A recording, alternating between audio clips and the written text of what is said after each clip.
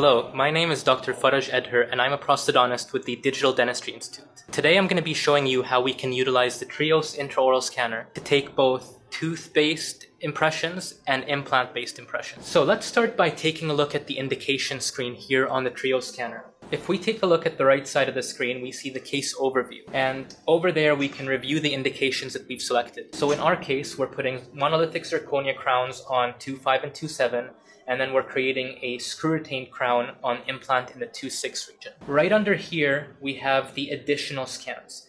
These are very useful in some of these implant cases. In these additional scans, there's the emergence profile option. We're going to select the emergence profile option to allow us to record the emergence that we've already established in the patient's mouth, whether that's using a provisional crown or using a custom or standard healing abutment. We can then go to the next screen, and what will pop up is the actual scanning screen. So what we'll see here are the scans that we've indicated. We have an opposing scan, we have a scan of the arch that we're interested in, and then we have a scan of the scan body. And then we take our bite scan to bring everything together in the correct jaw relationship. So let's start with this lower scan over here. So at this point, we're going to take the opposing quadrant impression. And now whether we're taking an impression for study models or for an opposing model or for the actual indication itself, there are certain guidelines we can follow that will make that scan more predictable. What I typically do is I'll start on the occlusal surfaces and try to capture the occlusal surfaces of the area of interest. Now as we approach the midline, I'll tilt over to the lingual surface when we're working on the mandible. The reason being, that's where the tongue is more likely to get in the way. And once we've captured the lingual surface, we can then slide over the occlusal surface again, distal of that last molar, over to the buccal surface and capture that as well.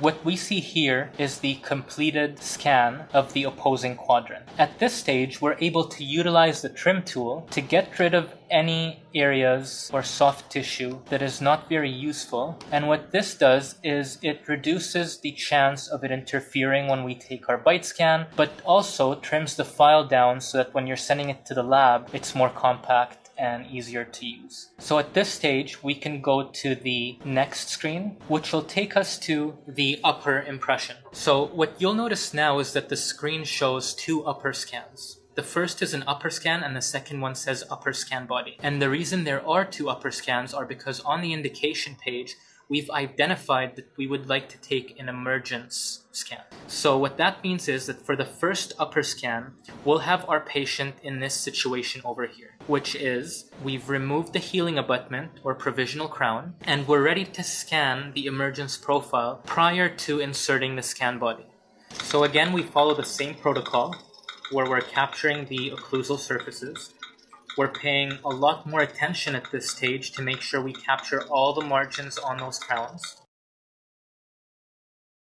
When we get to the anterior region, it makes it easier to capture everything if we start tilting the scanner tip in this rainbow motion before moving down to the palatal aspect, capturing the palatal surfaces, making sure we're capturing the distal on that canine, because that's going to identify our proximal contact, and making sure that we capture all the margins on those crowns.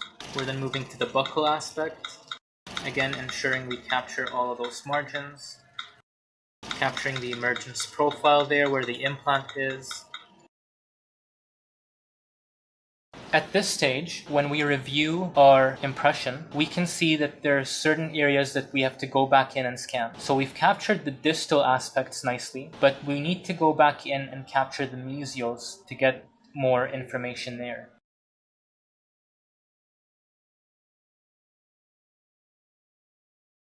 So at this stage here, there are a few options and tools we can utilize because we are scanning tooth-based crowns. Number one being, we can take high resolution scans of the margins. We have to mark the preparations first, so we'll identify where 2.5 is, where 2.6 is, and where 2.7 is. And after that, we can go to the high resolution option and rescan just those margins in a more high definition format. So what you'll see on the screen is that this is zoomed in quite a bit more, which allows more details to be captured during the scan.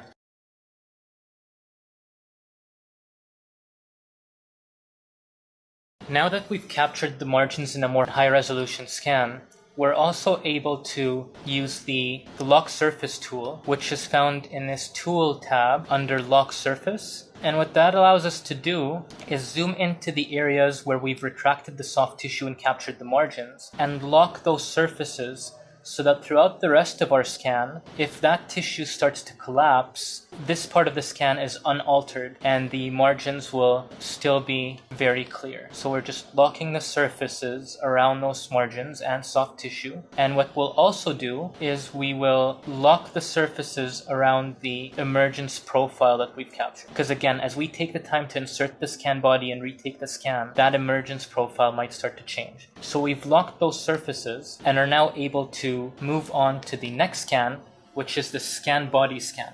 At this stage, what we do intraorally is we insert the scan body into the implant. Before taking the impression of the scan body, we'll go to the trim tool, and as you see, it automatically trims the area around the impression. But what we'll do is we'll ensure that it's trimmed away all signs of that connection, just so that it doesn't interfere with that scan.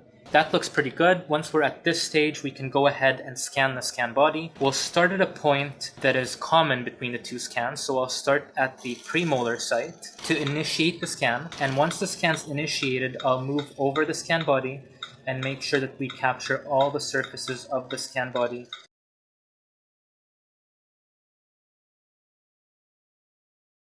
So what we'll see at this stage is we've captured the scan body. Last but not least, what we want to do now is capture an accurate jaw relationship record, which will bring the upper and lower scans together in the correct bite. So once the patient is in that accurate jaw relationship position, we'll take a buccal bite scan.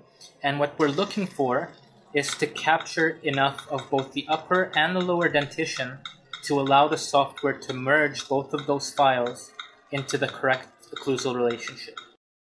At this stage, we're done with our scan. If we go to the Analyze tab, the scanner will process that entire scan and allow us to take a look at the upper and lower quadrant scans in the correct jaw relationship position. And what you'll see here on the right side of the screen is we're able to insert the scan body scan as well. Thanks for watching the video.